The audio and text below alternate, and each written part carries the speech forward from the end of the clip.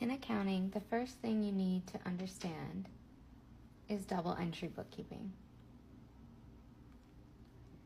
In every accounting system, you have what's called the general ledger, which is basically a list of all of the accounts and all of the transactions that hit those accounts in the accounting system, no matter what account they hit. So if you have an asset, a liability, an expense, owner's equity, things like that. So every single transaction in your accounting system has two sides to the entry. So it's going to have a debit side and a credit side. So this is what it's going to look like on the entry. Okay, so debit side is on the left, credit side is on the right. Now, don't confuse this with your bank transactions. A debit in your bank account in real life is not going to be the same necessarily as a debit in your accounting system. So you have to throw that entire concept out of your brain and just think of debits as being on the left and credits as being on the right. Now, depending on what account you're looking at, the debit will make the numbers in that account go up or down, and same with the credit. So if you have an asset account and you put a number on the left side on this debit side, it's going to make your asset account number go up, your balance go up.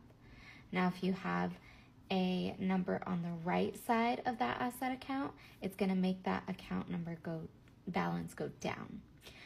Now, with liabilities, so that's going to be like loans, credit cards, things like that.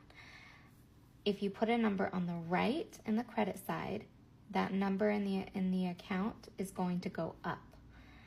And if you put a number in the debit column, that number is going to go down for a liability. What that means is that a liability account is a credit balance account.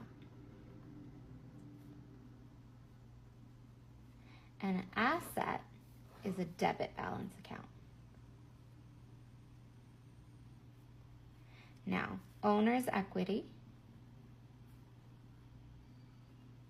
is a credit balance account. Revenue is a credit balance account. And expenses are a debit balance account. There are times where you will have an account called a contra account that is in one of these sections but goes the opposite way, and it's used to basically counter whatever account it's working with. So in the asset account, you can have what's called an allowance for doubtful accounts, which is a contra account to the accounts receivable balance, which is typically an asset. The allowance account is a contra account and will be a negative in the asset section. That's normal for that type of account because it's used as kind of a buffer to make sure you're not inflating your assets. Hopefully this is a helpful starting point, but if you want to learn more, go to bookkeepertesting.com and check out the Bookkeeping Mastery course.